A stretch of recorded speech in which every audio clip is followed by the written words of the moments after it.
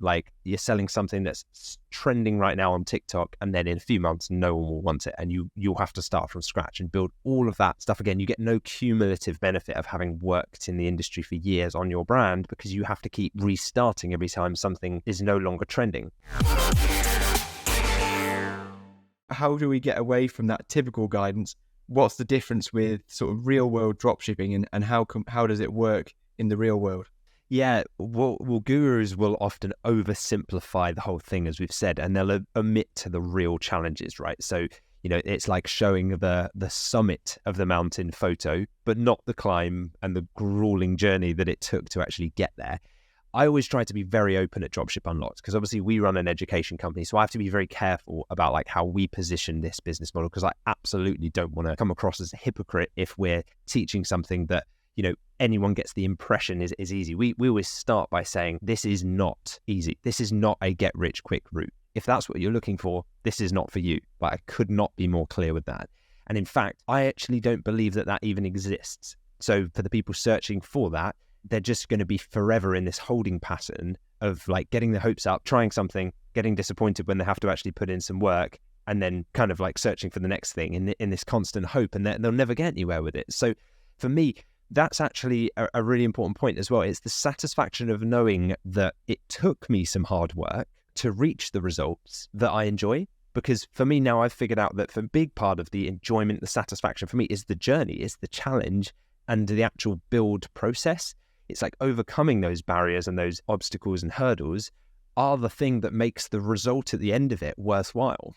When you hear about people that just win the lottery and then within like a year they're bankrupt because they weren't mentally prepared to get that rich that quickly. They hadn't worked hard enough for it. And so it just arrived and they were like, I don't know what to do with it, and just spent it all. And kind of, you have to go through some of that pain sometimes in order to make the result on the other side worth having achieved. So I think you've got to be, any business that's worth running takes time, it takes effort, it takes hard work. But that's part of the fun. If you can embrace that and say, that's the challenge that I'm going to enjoy, then it's amazing. And if you can seek mentors and resources that provide authentic insights, not just the theory, not just like, hey, this is the best way to do it because I've studied this, I've worked in e-commerce for years, unless they run their own e-commerce businesses, then they won't have felt that weight on their shoulders like you're going to experience. And so you need people on your side who've been down the exact path that you're going down, who felt that weight of like, hey, this decision affects my financial future, my family's future. Therefore, I'm not going to take it lightly and just, say, oh, because I learned it on some YouTube video. I've actually done this myself and it works, right? That's the kind of community that I think you need to surround yourself with.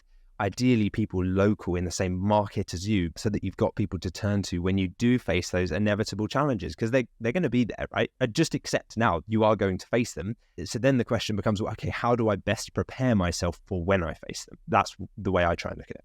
And often that community that people get part of becomes the reason why they enjoy the journey so much. They've got people around them to enjoy it with.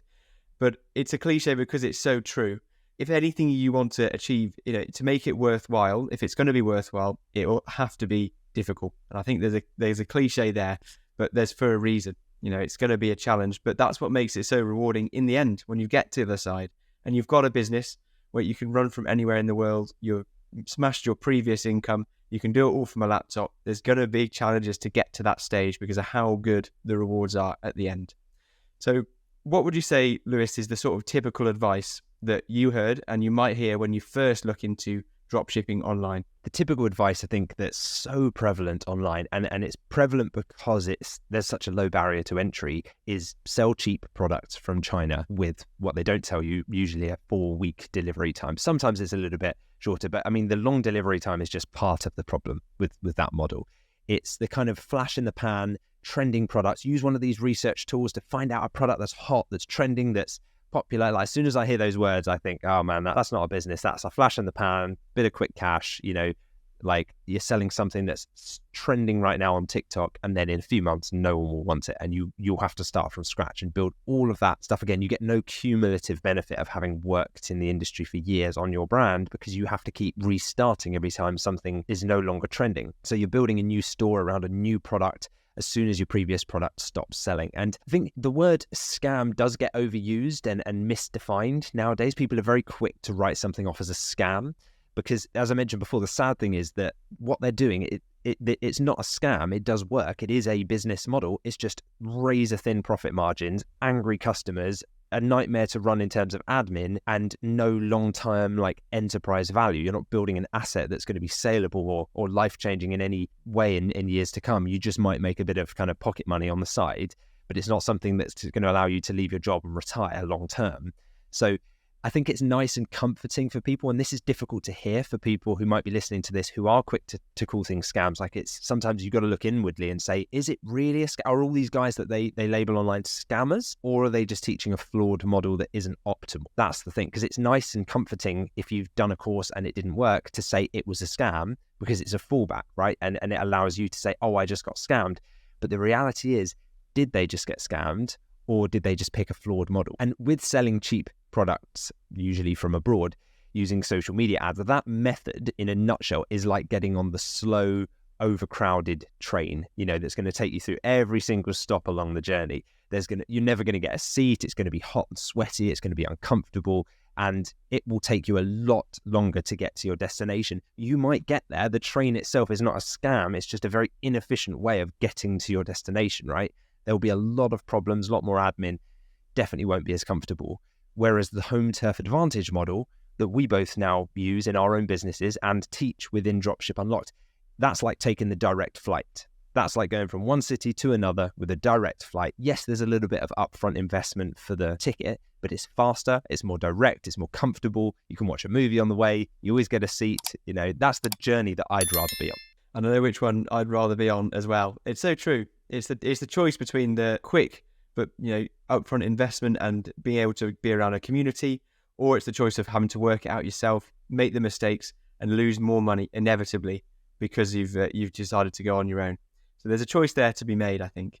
But I'm keen to hear more about the home turf advantage and the differences it really has, because it is so widely different to the advice that gets given by dropshipping gurus. So could you tell me a little bit more about how the home turf advantage model that you teach is different? Yeah, absolutely. So the home turf advantage model focuses on working with the local suppliers in the market that you're in. So it's about relationship building. It's about working with UK-based suppliers. So that doesn't mean that the products are necessarily manufactured in the UK always, although sometimes they are. It just means that the products are already in the UK with the suppliers. So they've already been imported from wherever, and they are ready to be dispatched to your customers with next day delivery. That's the key thing. So it means you take an order today from a customer, it will arrive at their front doorstep tomorrow. No long delivery times, no angry emails from customers when they're waiting for their products, no disappointment and missing certain delivery deadlines. It's getting it out straight away, usually in the niches that we advise going into within our program. The products as well that we advise selling. And the other thing is we advise selling products that are higher priced. So we call it high ticket. And that means making upwards of £100 in profit